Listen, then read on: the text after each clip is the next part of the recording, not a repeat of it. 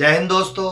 कैसे हैं आप सभी लोग। आशा करता हूं आप सभी ठीक होंगे, स्वस्थ होंगे और मौज कर रहे होंगे। एक बार फिर से आपका अपने YouTube चैनल बोर्डजू में आपका स्वागत है। एक बार फिर से हम आपके सामने एक नया टॉपिक लेकर के आए हैं, जहां बैक्टीरिया की चर्चा चल रही थी और बैक्टीरिया के अंतर्गत अपन ने बैक्टीरिया की संरचनाओं की बातें कर ली थी, बैक्टीरिया से होने वाले रोग टिटनेस की बात की थी और आज उसी बैक्टीरिया से होने वाले रोग की बात करेंगे। और आज का जो टॉपिक रहेगा अपना वो गोनेरिया रहेगा। क्या रहेगा? गोनेरिया रहेगा। गोनेरिया पे चर्चा करें तो गोनेरिया को एसटीडी रोगों में शामिल किया गया है। कौन सी रोगों में? एसटीडी रोगों के अंदर। एसटीडी की बात करें तो सेक्सुअल ट्रांजिशन डिजीज यानी यौन संचरित रोगों में शामिल किया गया है। अब नाम से ही पता चल रहा है कि ये जो रोग रहेगा वो यौन संपर्क के दौरान पैदा हो सकता है। किसके दौरान पैदा हो सकता है? यौन संचरण के दौरान पैदा हो सकता है। दूसरी बात करें, ये जो गोनेरिया होता है ये क्या है? एक बैक्टीरियल डिजीज है। कैसा डिजीज है? Bacterial disease. बैक्टीरियल क्यों कह रहे हैं? क्योंकि बैक्टीरिया से फैलता है। सेकंड बात करें, ये जो बैक्टीरियल डिजीज होता है ये कौन से संघ से या कौन से वंश से बिलोंग करता है? नाइसीरिया से। कौन से करता है? नाइसीरिया से। और हम ये कह सकते हैं नाइसीरिया गोनेरी जाति के द्वारा कौन सा रोग होता है? गोनेरिया रोग होता है। इस गोनेरिया रोग को हम सुजाक रोग भी कहते हैं। कौन सा रोग भी कहते हैं? सुजाक रोग भी कहते हैं। अगर जीवाणु की बात करें तो ये जो जीवाणु होता है वो ग्राम नेगेटिव होता है। कैसा होता है? Gram negative. और ग्राम नेगेटिव है तो हम ये भी कह सकते हैं कि ये वायवीय प्रकृति में रहता है। कौन सी प्रकृति में रहता है? वायवीय प्रकृति में। लेकिन ये अवायवीय प्रकृति में भी अपनी वृद्धि कर सकता है।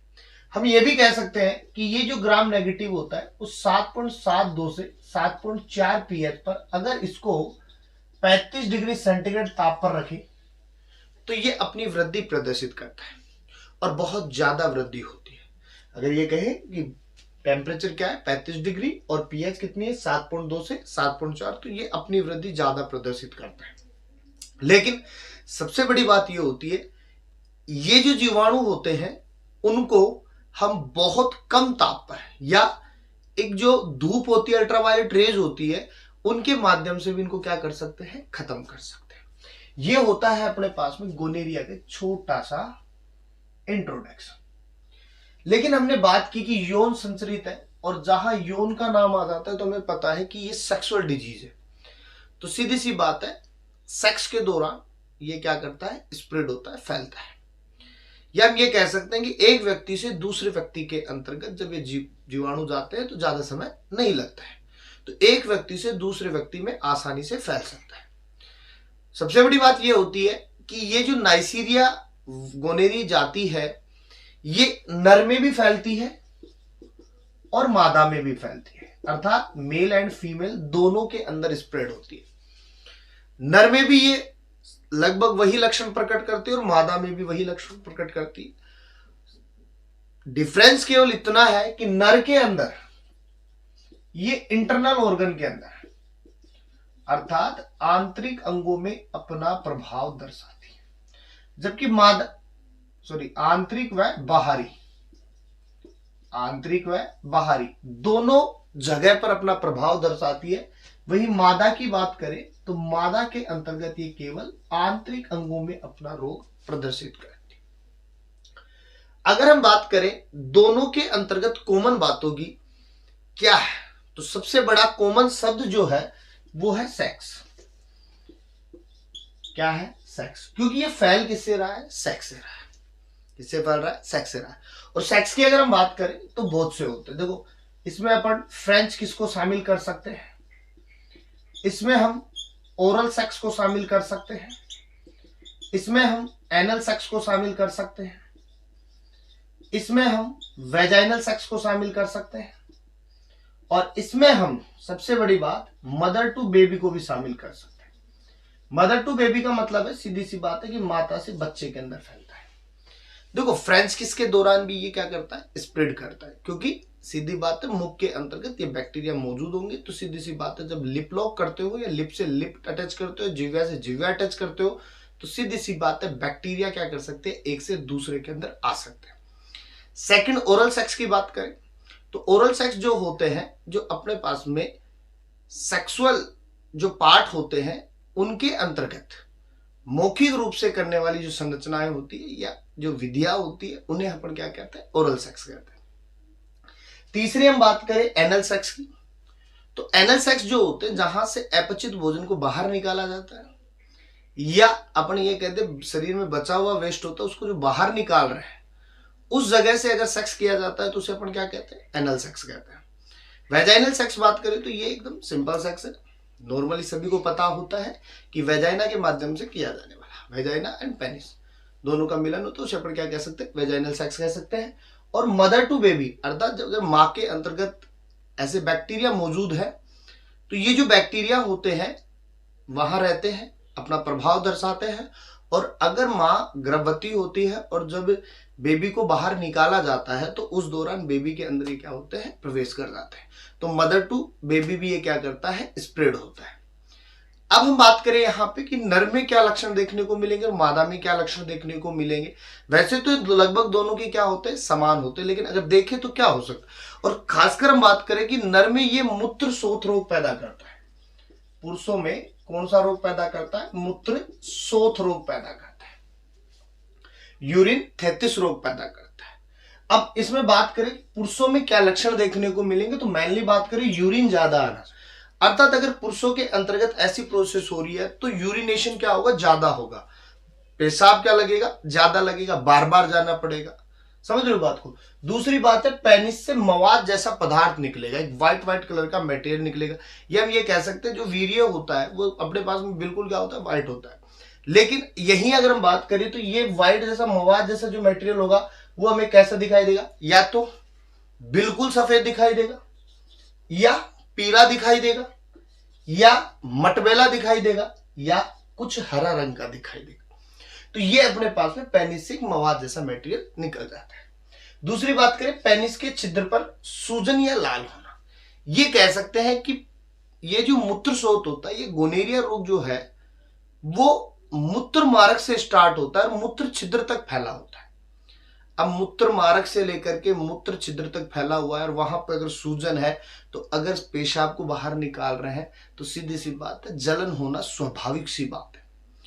दूसरी बात ये भी कह सकते हैं कि मूत्र छिद्र पर बाहर फपोले उत्पन्न हो जाते हैं और सूजन आ जाती है। ठीक है। सेकंड बात करें टेस्टिस में सूजन या दर्द होना, अंडकोश जो होते हैं जहां शुक्राणु बन रहे थे वहां क्या आ जाएगी, सूजन आ जाएगी और टेस्टिस क्या होगा, फूल जाएगा, फूल करके क्या हो जाएगा, मोटा हो जाएगा। अब सपोज देन टेस्टिस में हो रहा है तो क्या स्पर्म बनेंगे, क्या नहीं बनेंगे। समझ लो बात। वही बात करें गले में लगातार खराश बनी रहती है, गले में लगातार खराश बनी रहती है और ये जो खराश होती है कंटिन्यू चलती रहती है। इसके अलावा बात करें महिलाओं में लक्षणों की बात करें कि महिलाओं में क्या लक्षण होंगे, तो पहला वही लक्षण योनि से तरल निकलना, योनि से एक लिक्विड मटेरियल निकलता है। ये जो लिक्विड मटेरियल होगा कैसा होगा, गाढ़ा होगा या हल्का होगा या हरा कलर का होगा, ये कह सकते हैं गाढ़ा या हल्का कलर का होता है, जिसे अपन सफेद पानी भी कह सकते हैं। ठीक है, क्योंकि लिक्विड मटेरियल है और पानी जैसा भी होता है तो ये सफेद पानी जो निकलता है वो गोनेरिया के लक्षणों में शामिल देख सकते हैं। दूसरी बात यूरिनेशन के दौरान दर्द या जलन होना, क्योंकि जब यूरिन को बाहर निकालो, क्योंकि आंतरिक अंगों में होता है और आंतरिक अंगों से जब यूरिन को बाहर निकालते हैं तो क्या होगी, जलन होगी या दर्द होगा।